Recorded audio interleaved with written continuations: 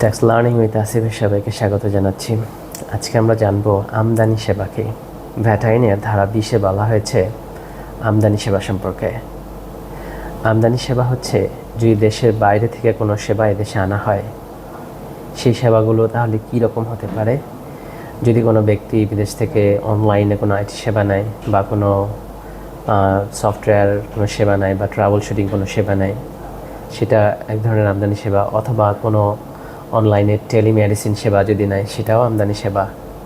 অথবা যদি কোনো লিগাল সার্ভিস নেয় বা ইঞ্জিনিয়ারিং সেবা নেয়, সেটাও কিন্তু আমদানি সেবা।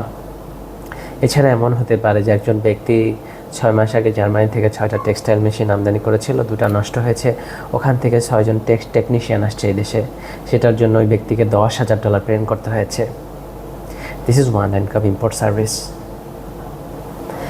সো এখানে একটি বিষয় অবশ্যই বলতে হবে যে আমদানি সেবাটা কি ইনক্লুসিভ না এক্সক্লুসিভ।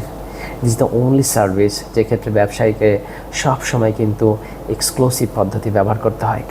কারণ আপনারা জানেন যে বাংলাদেশের যে কোনো পণ্য বা সেবা সরবরাহের ক্ষেত্রে একজন ব্যবসায়ী কিন্তু আইদার ইনক্লুসিভ আর এক্সক্লুসিভ যে কোনো ভ্যাট ব্যবস্থা গ্রহণ করতে পারেন, বাট শুধু একটি ক্ষেত্রে কখনোই ইনক্লুসিভ হবে না, অলওয়েজ ইট ইজ এক্সক্লুসিভ।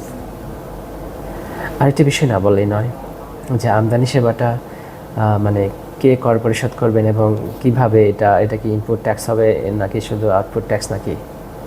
ধারা 20-এর উপর ধারা 2 বলা হয়েছে যে this is both input tax and output tax, অর্থাৎ ইহা উভয়বিধ কর হিসেবে গণ্য হবে। এই কারণে একজন আমদানিকারককে ভ্যাট আইনের রিটার্ন যেটা আছে 9.1, সেখানে প্রায় 3টা নোটে কিন্তু তাকে এন্ট্রি দিতে হয়। আমরা নেক্সট ভিডিওতে দেখাবো যে how to give input in 9.1 VAT return. Even যদি কেউ আলাদাভাবে নোট 4-এ যদি উপকরণের তথ্যটা আলাদা করে না দেয়, ইভেন হচ্ছে আপনার নোট 4-এ যদি কেউ এই আমদানি সেবার আউটপুট ট্যাক্সটা আলাদাভাবে না লিখে, তাহলে কিন্তু এইটার উপরে রেয়াত ক্যান্সেল হয়ে যায়। অর্থাৎ ধারা 46 অনুযায়ী উপকরণ কর রেয়াত বা ইনপুট ট্যাক্স ক্রেডিট কিন্তু সেই ক্ষেত্রে ক্যান্সেল হয়ে যায়। So this is very important point to get input tax credit to show in note 4 separately. আরেকটা বিষয় বলি যে এটা করটা পরিশোধ হবে কীভাবে। আমদানিকারক যদি অনিবন্ধিত প্রতিষ্ঠান হয়, তাহলে ওনার টাকা অবশ্যই ব্যাংক উৎসেকর্তন করে ফেলবে।